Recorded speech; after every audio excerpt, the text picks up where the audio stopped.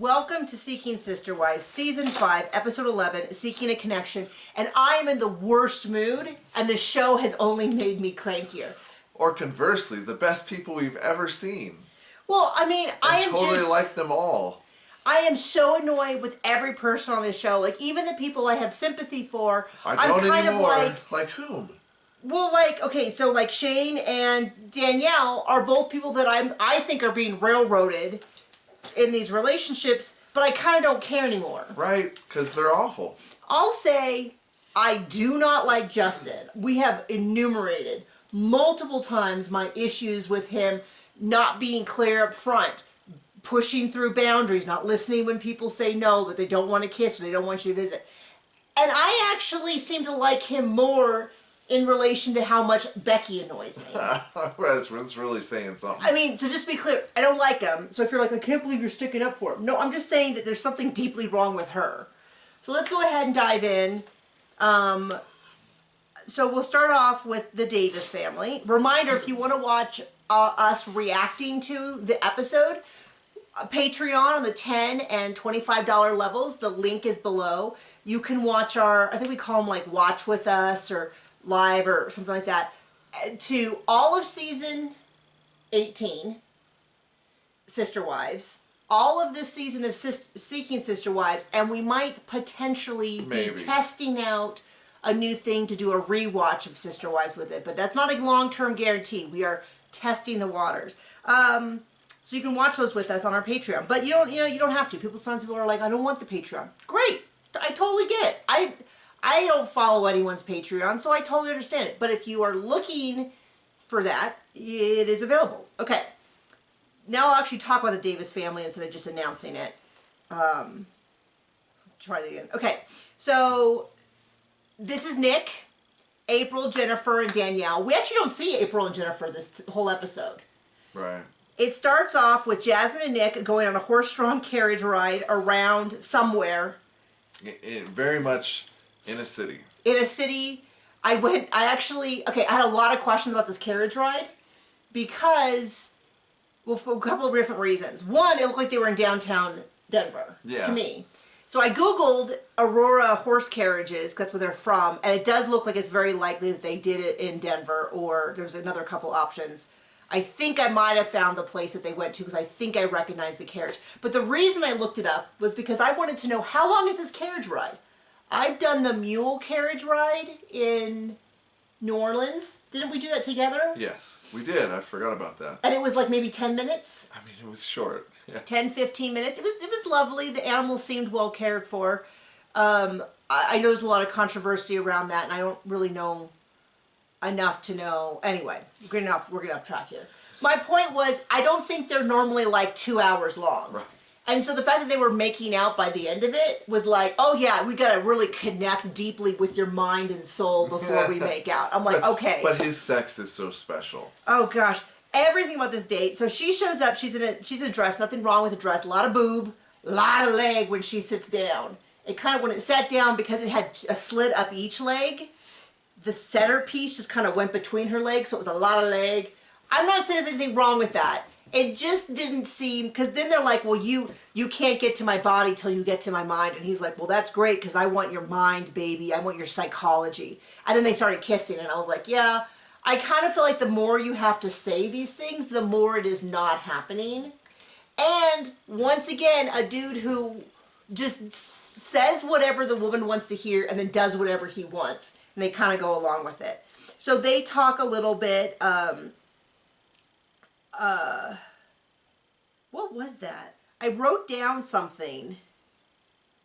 Oh, he wants a relationship based on math and science. And I wrote down the time code on Max, which is 2:57. So I was like, I gotta go back. I gotta record that. I've gotta talk about that. Because one, that makes no sense. Two, she had no follow-up questions. It was very much like if they had said, we based our relationship on a ham and cheese sandwich, and her response was like, well, ham and cheese do go well together. Right. A lot of people like ham and cheese. Cheese is many people's favorite thing, and ham is a good companion. And he's like, yeah, you totally get it. That is kind of how that felt. I mean, that's Yep. Because then her response was like, do better than that. science is something that works. That's a good Didn't point. she say something like, science is something that usually works? It was really, a lot of stuff works with science. Something like that. It was... I don't know what you're trying to say. It definitely felt very much, like I said, the whole thing felt like an improv scene. A very terrible improv scene. Where you're doing the yes-anding, but you don't really understand where the other person's going. So, like, they say something outrageous, and then you say something equally outrageous. And then she explains that she's pagan. Her mother is a reverend in 8 religions, and she's learned them all. Okay. And we got no details that were interesting whatsoever about any of that. Yeah, and then it was, so I was going to say up front, we're not trying to make fun of religion, because we're religious, and we get that to people outside the religion, a lot of this stuff all sounds the same. So we're not doing that thing. It's just, she didn't explain it in a way that felt like, I've heard people speak grace from Ashley and Shane's thing made a lot more sense than what this did, and Grace didn't make a lot of sense. It just very much felt like... I mean, it could have been so entertaining, and it was just... I mean, I know people who believe radically different things than me, and when I listen to them, I go, oh, I see how this all fits together. And hers felt more like a sticker page of random bits of stuff. And then she explains that she has 2 goddesses that... are really good to her. Yeah, it wasn't clear, like, that she worships. And that's all she said about And then that. she said one of them is an African god and one is a Buddhist god, which I do not know about Buddhism. Did not know that Buddhists had God. I thought they were more of a, like, we don't have gods thing. And we still don't know, because nothing was explained at all about any of that. Yeah, if you are Buddhist and you would love to, I mean, I guess I can go look up Wikipedia after this, but I would love it if you are Buddhist and you would love to share your faith in the comments and explain, oh yes, we do have gods, you're probably thinking of XYZ religion. Or be like, no, we don't. Do you mean Hindu? Do you mean a different religion? You just let me know.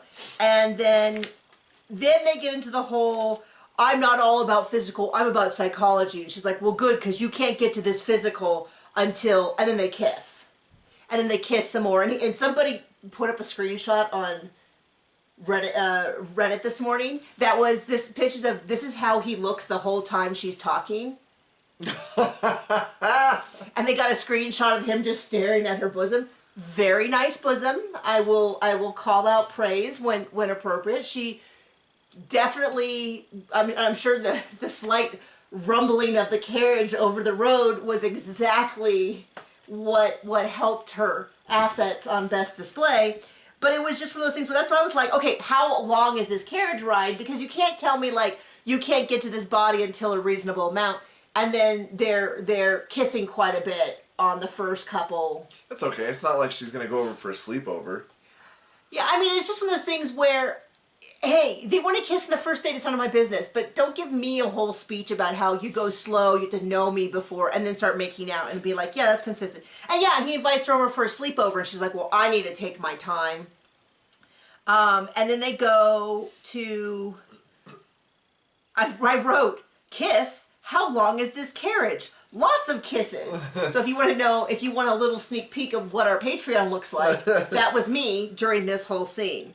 So, he wants to pick her mind. I don't know. I'm interested in this, in not just, I don't know, psychology, but your body. Oh, I am interested in your body also. Like, he made sure to know that.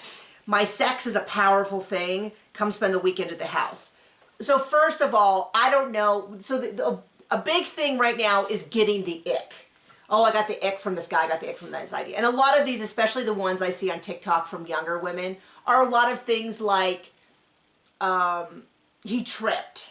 He tied his shoes. He had to blow his nose. Like things where you go... He wants a 4th wife. Well, my thing is, most of those I feel like, okay, you need to get over yourself. People are human. You can have a little bit of sympathy. Him saying, what was his exact words? My sex is a powerful thing. Such an instant turnoff. I think I would have flung myself off the carriage. It's just, there's no part of me. That was when they were having, at least he was having drinks after. Yeah, I somewhere. think at some point they transitioned. It looked like she had water and he had wine. Yeah, I was wondering if maybe she had white wine and he had red wine or whatever. But yeah, it did look like water to me. I mean, It looked like I've straight never water. seen wine crystal clear. Maybe it was vodka. Yeah, it's just It's just straight vodka. just straight vodka. I believe that's called a martini. A very dry martini is where you show the bottle of vermouth to the cup of shake it. Yeah, I mean, but it didn't. To me, it really did look like water, not even clear out liquor. Yeah, so at some point they transitioned to that because the horse could only walk for so long, and yeah, so sex is a powerful thing, and this is very clear to me. This guy thinks he's God's gift to women when it comes to sex, which for me is so odd. This might be a little too personal, but I don't think, like, there's no way that line would work on me, because I feel like sex is something beautiful that two people do together that have to do with an emotional relationship, and I would not put up with being fourth wife. You mean you don't want to take it to the boom boom room? Yeah, I mean, first of all, boom boom room alone would probably turn me off, but secondly, like, there's nothing. Well, there's nothing a guy could offer me to be a fourth wife, just period. But good sex is definitely on the list of things that wouldn't work, is even at the bottom of that list. I mean, frankly, rich would have to be at the higher on the list, because I'm not seeing the dude, so it can't be personality. Well, he doesn't have a job. I mean, yeah. So that's not happening. I guess if the other wives were all really rich, I don't know. I'm just saying, and maybe it's too much to share, his whole, like, yeah, baby, I can make your heart. I'm so good at the sex stuff. Like, is absolutely at the end of the list. But it's one of those things that I remember from dating that guys always thought would be a big turn on. And I'm sure there are women. I mean, these 4 women seem to buy into it. They also think he's a genius. So I'm wondering about, like, realistically, is there some cognitive issues in this family or what? So, spend the weekend at the house. She's a little bit like, I don't know. She gives the impression that that's a little too fast for her, but we see in the preview that she's there. She wants to be on TV. So I kind of one of those things where I'm like, I think he might have a good nose for sniffing out the people who are, and then he's like, well, my big issue isn't even, she's cool, whether it disrupts the peace at home. So he goes home, Danielle's staying up, really threw me because I thought she was on the couch in her underwear, so when she got up, I was like, she didn't even put on pants. But then, as she was walking away, I think we determined that they were like little booty shorts. But for whatever reason, maybe I am too easily shocked. I was really shocked that she was like, I'm going to film this scene with no pants, with the camera people sitting here.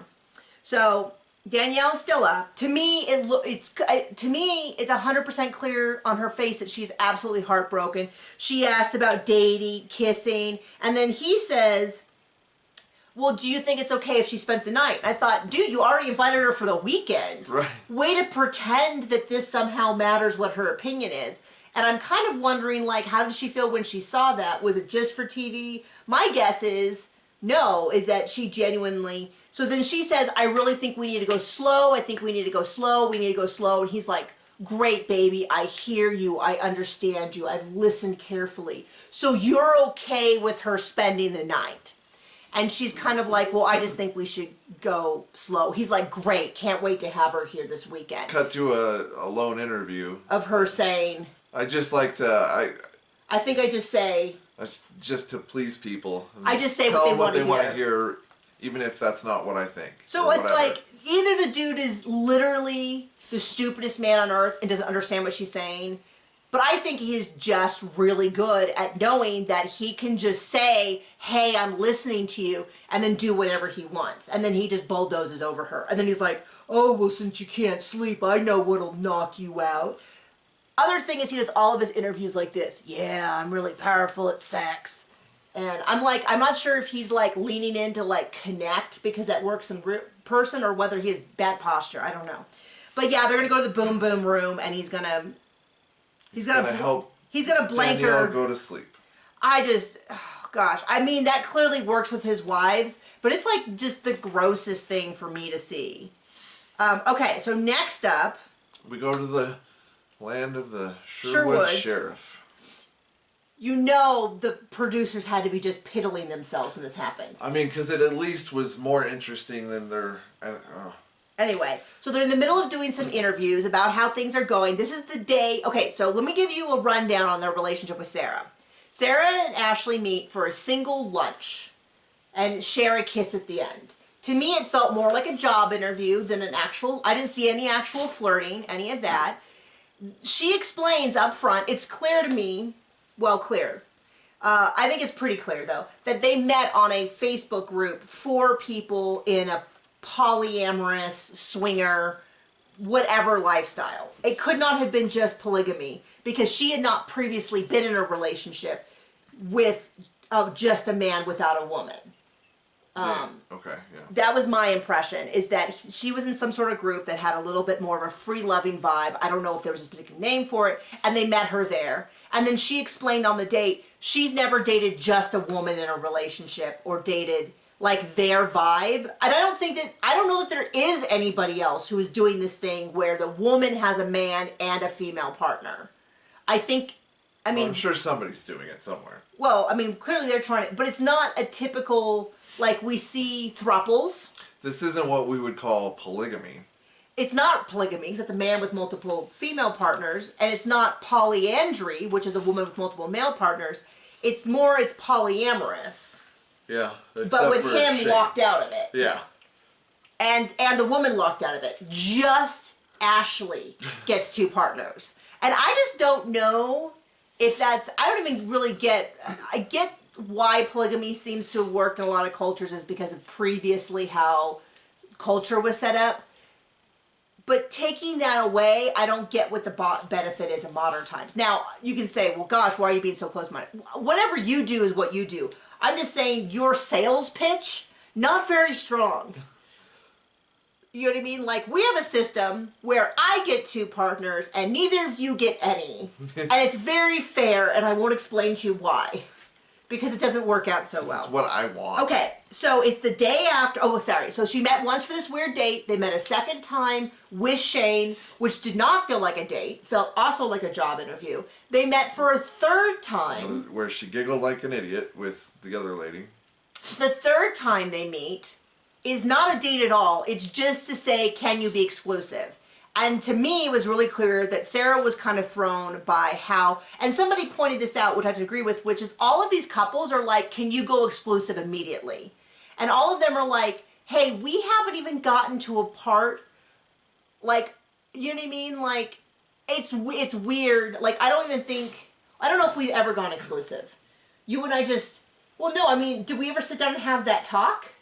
Our relationship naturally progressed. And I think we both volunteered, like, I'm not dating anybody else. But I don't think we sat down. Okay, yeah. We became exclusive. I mean, I don't know if we ever had a conversation about being exclusive. Okay. But the number of these people who are like, I don't even know you, but I want to lock you in and make you commit to something. I mean, it'd be easier to just lock them in the basement dungeon. One of the guys that I did date before you, very soon before you, when I was doing the whole eHarmony meet a couple people, before me. was like, the very first date was like, reached across the table, grabbed my hand and said, my mom died when I was a child, so all I'm looking for in life is someone to marry and have kids with as soon as possible. And I was like, first date. well, it was like one of those things where it's like, that is not something I'm opposed to, but the fact that you're asking me this when I still don't know what you do for a living, what your hobbies are, what your personality is like, how much you tip. Like, we haven't even gotten to the end of the date. Just felt too soon and that's what I feel like everyone in this show is doing, is trying to lock them in. Frankly... Well, except for the Salahoudins, who absolutely do nothing. Well, they're not even... I mean, to say that they're dating... would be a lie. Is exaggeration of the highest account. So anyway...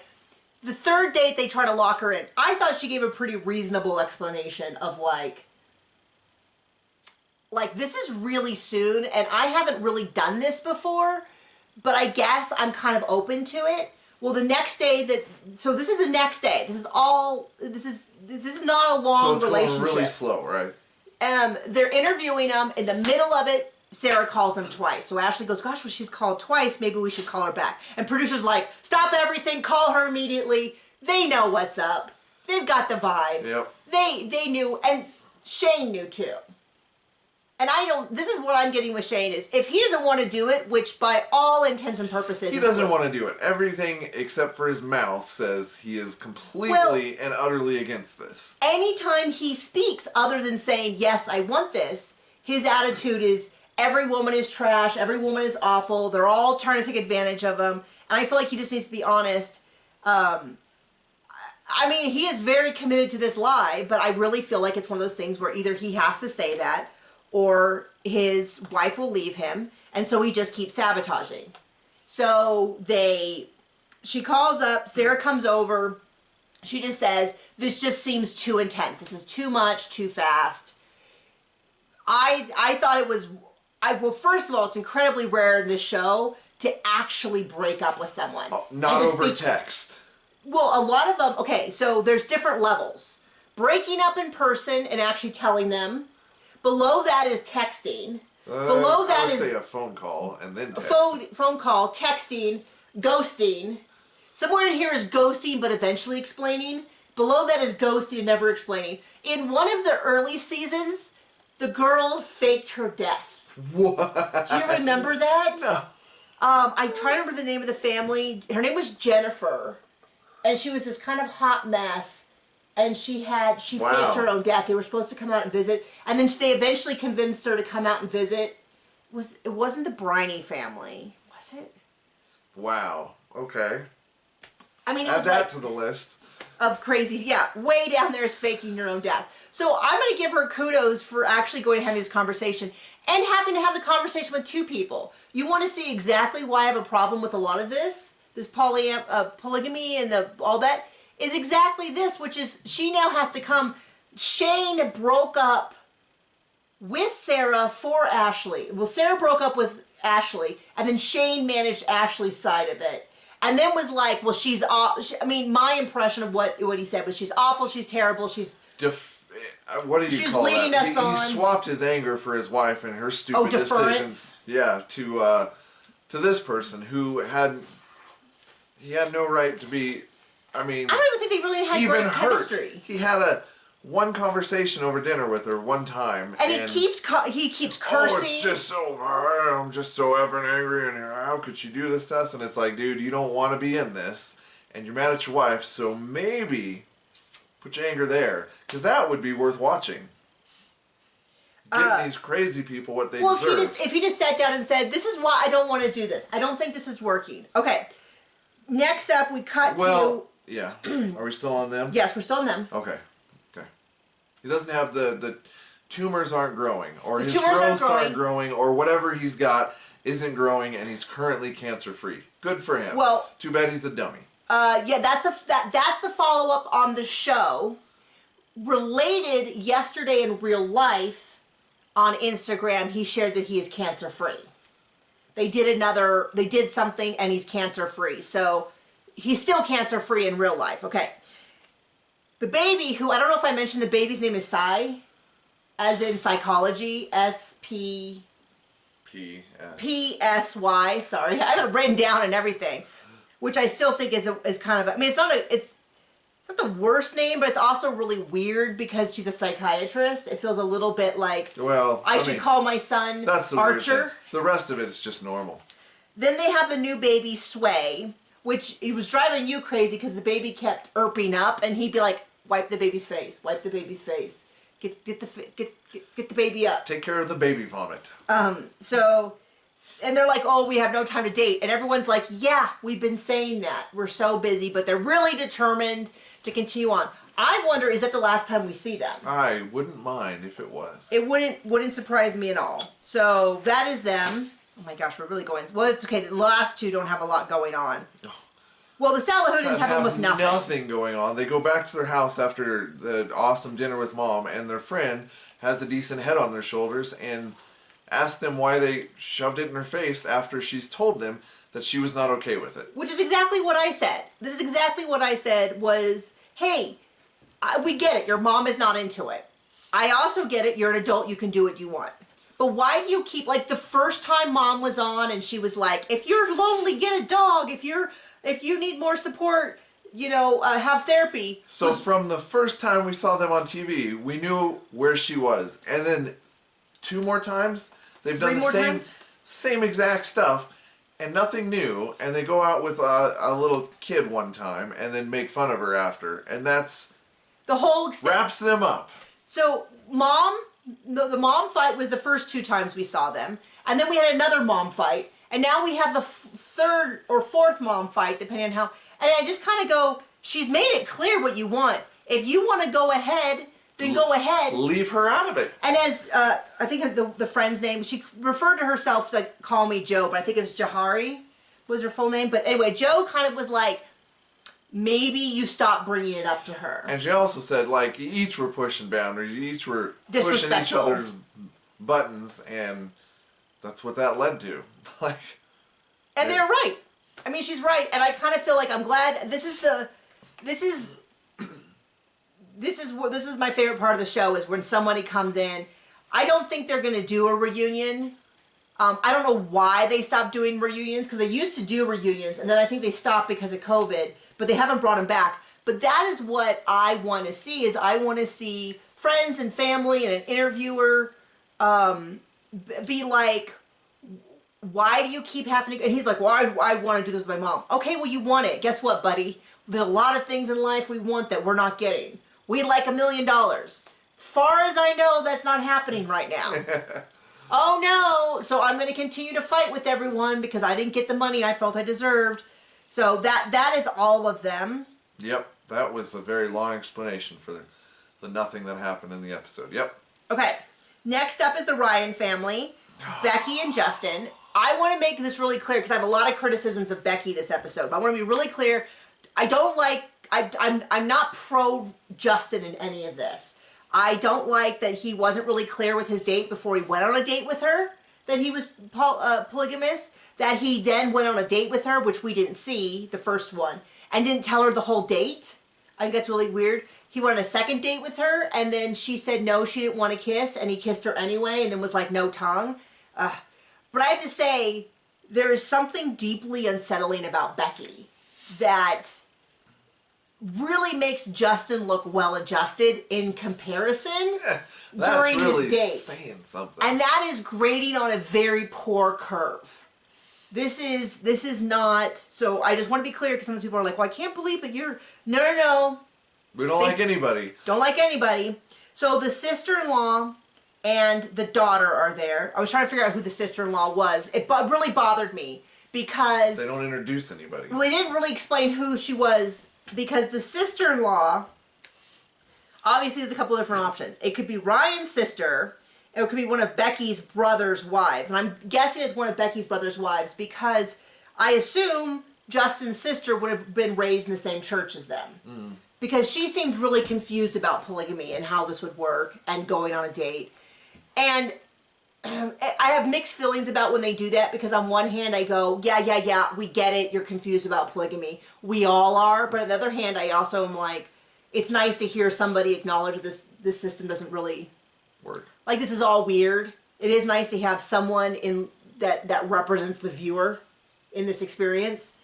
They're trying on a whole bunch of outfits. She's trying out outfits. It's really, to me, It's a bunch of nothing is what it is. It really didn't move the storyline forward. They go on a date with Yari. Yari's energy is so mature and like adult-like. Other than her being at the table with these two crazies. In comparison to Becky. Yeah. Becky really felt like an immature, wound up, like, those little toys that you like squeeze and you like put on a table and they like kind of do something. That's what she felt like, and Yari seemed completely over it. And they just kind of seemed like they were from a different world, in the sense of like, it was really uncomfortable. Yari was clearly uncomfortable. Becky could not read a room. I mean, if the letters were 10 feet high, because, you know, she asked Yari, like, well, what do you do? Yari goes, I go to the gym after work. Admittedly, she's not really carrying her half of the competition, you know. But instead of her saying, well, yeah, I can tell you're really, you know, you look lovely. What kind of things do you enjoy, or what do you do for work? She's like, I know what I'll do. This clearly uncomfortable moment, I'll steer it back to kissing my husband. So she's like, oh, how was the date? And Yari was clearly, you know, I think Becky was trying to show how cool she was with it. but it came off almost, I would say, Manic. well, manic and pervy. Like, did you kiss him? Yeah. And I would be weirded out by that question from anyone on earth, let alone the man's wife. And it's clear she's not into it. They've stated they've stated repeatedly that she doesn't seem to fully get what this dynamic is. I think she gets it. I just think she doesn't want it. She wants it without her, without Becky. Well, what was funny was I thought when she said, you know, in some countries, married men just have women on the side and no one has to know, or something like that. And that made me really laugh because she was kind of like, can't you guys be normal and just have a mistress on the side? Right.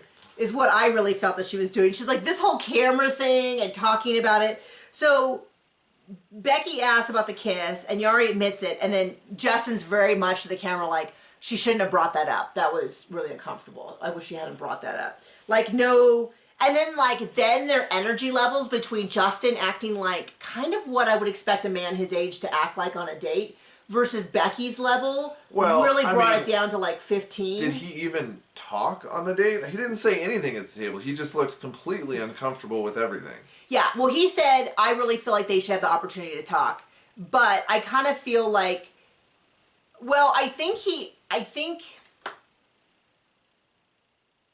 I don't know. I have a couple of different theories, but I don't know them well enough. Like, one option is that he was allowing Yari and Becky to be at odds so that Yari would be more pulled toward him. He's like, I want no part of this mess. This conversation's going sideways. I don't want to contribute and help it in any way because I think it'd only make Yari more uncomfortable. That's one option. Could be. That might be too emotionally mature for where he's actually at, so I don't know. Right. Did you get a kiss? I said nosy vibes. Yeah, a lot of people just have mistresses was one of my notes. And she's just not interested in sharing. She's like, I don't see how this dynamic works because either he's like overly concerned with her feelings or I'm not getting enough of mine. Like either way, I think she's just going to say like, no, she's just not interested in sharing. In fact, very relatable. And I'm surprised we don't see this come up more often where women just say, you know what? I don't. Well, maybe she's not the craziest of the crazy, like is normal for this show. Well, one of the things you said, I don't know if you remember saying this, which is that, well, Becky's like, we're going to be friends. And you're like, yeah, that's the only way you're going to get a friend. Yeah. But it does kind of have that vibe. Because normal people don't need somebody to bang their husband to have a friend. In fact, I'm going to say something outrageous. None of my friends have banged my husband, and I think we might be stronger for it. In fact, I'm going to say it's one of the main things I ask for in a friendship. Luckily, it's kind of a given. And you know what? None of my friends have wanted to bang John. Good. Kind of surprises me because I think he's a big catch, but it's also very normal. I've not wanted to bang any of my husband's friends. In fact, I had a nightmare earlier this week that one of my friends, her husband hit on me. And I was like, get away from me, this is terrible, you're going to destroy your wife and your kids' lives. And I don't know that I'll ever be able to look that man in the face again because it's like so destroyed me. Like, it's just so upsetting to think about. I can't imagine anything, well, I can imagine a lot of things worse. But in terms of like situations I don't want to be in, any of my friends, or anybody hitting on me would be a little awkward if they knew I was married. I don't know. I mean, maybe I put out really heavy married vibes because even when I'm away from you, no one hits on me. But yeah, that's like having a friend's husband hit on you would be awful because then you'd be like, I marked you with my powerful sex. Oh gosh. Okay, Nick. Gosh. So anyway, that was the episode. We actually had a lot to talk about. It surprises me that more people are not watching and discussing this show because to me this is the epitome of trash TV. This is the exact right amount of the drama I like, which is these people who think they're so amazing they want multiple partners and it's absolutely crumbling around them. What I really need is for Nick to really get put back in his place. We know that as far as I know, none of these couples have lasted with their partners long term, but maybe they just signed an NDA. I mean, it's possible that Desiree's still with them, but gosh, I really hope Danielle doesn't get stuck to having to legally marry someone. I wonder if she could get an annulment if she was willing to prove that they just did it, like that they weren't involved. Of course, many people think the Davises are. I'd rather not know, but I'm sure Anyway, we'll find out. Thank you for joining us. Have a good day and bye.